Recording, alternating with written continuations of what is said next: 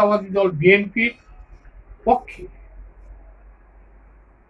আমার সভাপতির জায়গা থেকে অত্র ইউনিয়নের সমস্ত বিএনপির সমর্থিত লোকদেরকে এই অনুষ্ঠানে বা এই সম্মেলনে উপস্থিত থাকিয়া সম্মেলনটাকে সাফল্যমণ্ডিত যাতে হয় এই জন্য আমি সংশ্লিষ্ট সকলকে অনুরোধ জানাচ্ছি। এই বলে আমার বক্তব্য শেষ করছি।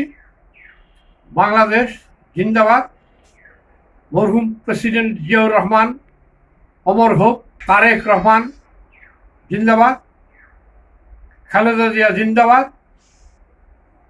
আমাদের কালীহাতির কৃতি সন্তান জনাব বেনজির আহমেদ টিটু ভাই জিন্দাবাদ। আসসালামু আলাইকুম।